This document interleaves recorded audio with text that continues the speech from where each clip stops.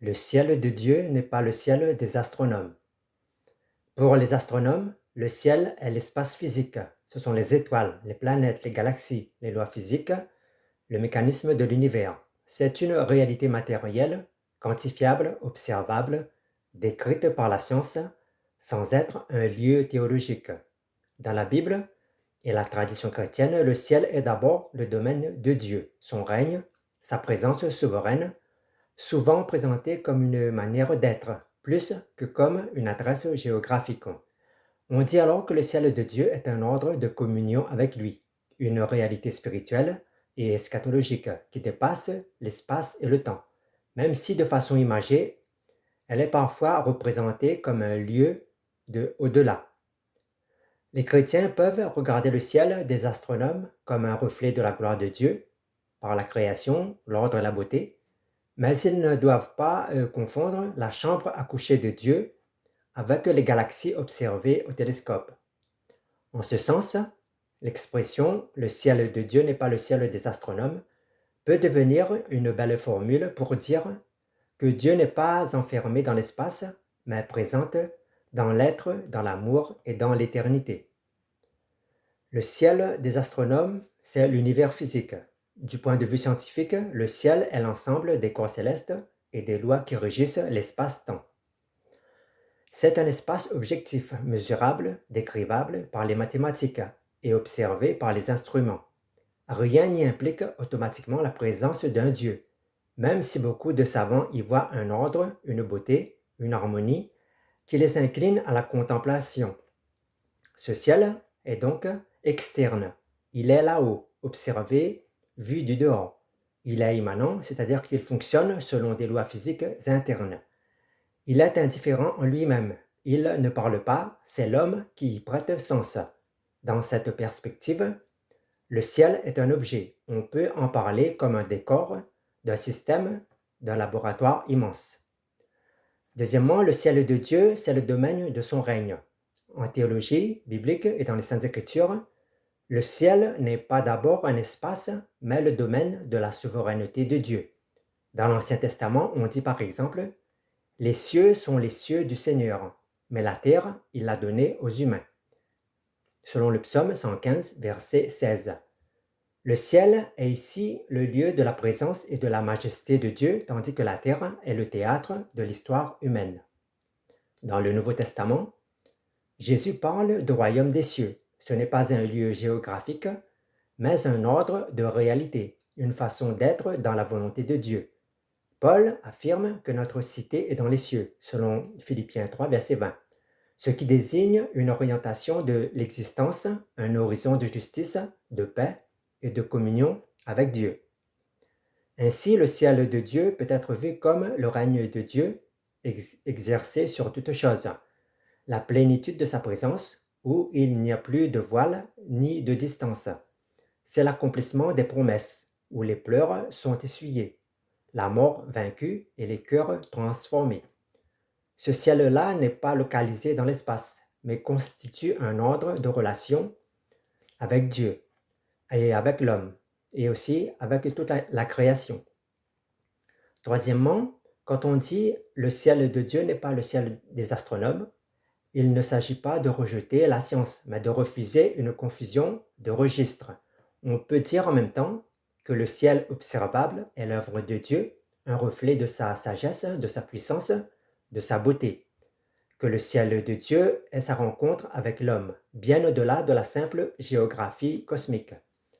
L'astronome peut mesurer la distance d'une galaxie, mais il ne peut pas localiser Dieu comme un objet. Le croyant, lui, peut expérimenter la présence de Dieu dans un cœur, dans une prière, une action, même dans un monde où l'univers est silencieux et immense. Cela amène à une vérité centrale. Dieu n'habite pas dans l'espace comme un astre parmi d'autres. Il soutient tout ce qui existe, mais il ne se limite à rien de ce qui existe. Il est immanent à la création, c'est-à-dire qu'il la traverse, et transcendant à elle, c'est-à-dire qu'il est au-delà de toute création. Quatrièmement, dans la spiritualité chrétienne, le ciel devient aussi une disposition intérieure. Jésus dit « Le royaume de Dieu est en vous », selon Luc 17, verset 21. Le ciel n'est pas seulement là-haut, il est aussi là où la volonté de Dieu est accomplie, dans un cœur converti, dans une communauté qui aime, dans une vie qui se donne. On peut donc distinguer le ciel comme lieu eschatologique, c'est-à-dire l'accomplissement final, le ciel comme ordre de relation, c'est-à-dire la communion avec Dieu, et le ciel comme expérience spirituelle, par la paix, la joie, la lumière intérieure. Dans ce sens, le ciel de Dieu est menacé par le péché, c'est-à-dire le refus de sa présence, et ouverte par la grâce, par l'accueil de sa volonté.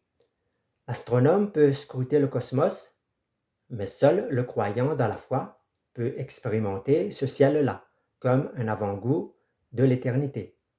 Cinquièmement, un point profondément christologique. Le ciel de Dieu ne reste pas fixé dans les hauteurs, il descend en Jésus. La croix est le moment où le ciel vient au plus près de la terre, jusqu'à la mort d'un homme. Dans la mort, la terre semble couper tout contact avec le ciel. Le voile du temple se déchire, comme si le chemin entre le ciel et la terre était rompu. Mais ce déchirement ouvre un passage nouveau. Ainsi, le ciel de Dieu n'est pas seulement au-delà du cosmos observable, mais aussi au-delà du mal, de la mort et de l'absence. Il est le domaine où Dieu libère les hommes de leur peur, de leur enfermement, de leur illusion, et les recrée dans une existence nouvelle. Donc, lorsque nous regardons le ciel, nous voyons des nuages, des étoiles, des avions, parfois la lune. Mais pour les astronomes, ce ciel est immense, rempli de galaxies, mesurées en années-lumière. Mais quand on dit dans la foi le ciel de Dieu, on parle d'une autre chose. Le ciel de Dieu n'est pas d'abord le ciel que voient les astronomes, même si ce ciel-là nous parle de Dieu. Le ciel de Dieu n'est pas le ciel des astronomes, mais c'est le ciel où Dieu vient habiter nos cœurs. Le ciel des astronomes, c'est l'univers dans toute sa splendeur et dans sa grandeur. Ce ciel est beau, ordonné, immense, mais il est aussi silencieux. Les étoiles brillent, mais elles ne parlent pas. Elles sont là, simplement, comme un décor, un théâtre, un laboratoire. Le ciel des astronomes nous confronte à notre petitesse. Face à l'immensité, on se sent petit, fragile, éphémère. On se demande si l'univers est si grand, et si je suis si petit, qu'est-ce que je compte? Où est ma place? Où est Dieu? Ce ciel-là est un grand don, mais il ne peut pas répondre à toutes les questions du cœur. Il nous dit, regarde combien la création est grande, mais il y a une autre grandeur que nous cherchons, c'est celle de notre âme. Le ciel de Dieu, ce n'est pas un endroit dans l'espace, c'est le domaine de sa présence souveraine. Dans la Bible, on ne dit pas Dieu habite dans une galaxie, mais le Seigneur a élevé son trône dans les cieux. Selon le psaume 103, verset 19. Le ciel est le lieu de sa majesté, de sa puissance, de sa sainteté. Mais le ciel de Dieu n'est pas seulement là-haut. Jésus dit, le royaume de Dieu est en nous, selon Luc 17, verset 21. Le ciel de Dieu commence là où la volonté de Dieu est accomplie, dans un cœur, dans une famille, dans une communauté. Le ciel de Dieu, c'est là où l'on prie avec sincérité. C'est là où l'on aime gratuitement. Là où la paix et la justice triomphent du mal. Ce ciel-là peut être présent même dans un cœur brisé, dans une vie pauvre, dans une église modeste. Dieu n'est pas plus dans les étoiles que dans le cœur d'un croyant qu'il appelle Père. Le ciel de Dieu ne reste pas dans les hauteurs, il vient jusqu'à la terre, jusqu'à la croix. Sur la croix, le ciel de Dieu vient au plus près de la souffrance humaine. Quand Jésus meurt, le voile du temple se déchire. Le chemin entre le ciel et la terre est rompu, mais ce déchirement ouvre un passage nouveau. Dieu n'est plus derrière un rideau, il est à portée de main, dans la personne de Jésus. La croix montre que le ciel de Dieu est aussi un ciel de miséricorde. Il descend dans la mort, il traverse le péché, il libère ceux qui sont enfermés dans la peur, dans la culpabilité, dans la désespérance. Le ciel des astronomes tourne en silence, mais le ciel de Dieu parle dans la parole de pardon, dans le sacrement de la réconciliation, dans la nouvelle vie en Christ. Le ciel de Dieu n'est pas seulement un lieu futur, c'est aussi une expérience présente. Quand un chrétien prie, il peut dire « Mon cœur est un peu ciel ».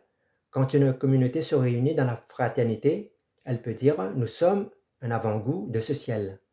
Le ciel de Dieu se manifeste dans la paix intérieure, dans la réconciliation, dans la capacité à pardonner, dans la joie de servir sans attendre de récompense. Le ciel des astronomes peut être nuageux, couvert, caché, mais le ciel de Dieu peut être caché aussi, quand le cœur est dur, quand la foi est faible, quand la communauté est divisée. Dieu ne change pas, mais notre capacité à le voir change. Conclusion, le ciel des astronomes reste immense, silencieux, lointain, mais le ciel de Dieu est proche, personnel, vivant. Il vient à nous dans la parole, dans la prière, dans la communauté, dans la Sainte Seine, dans le cœur de ceux qui l'aiment.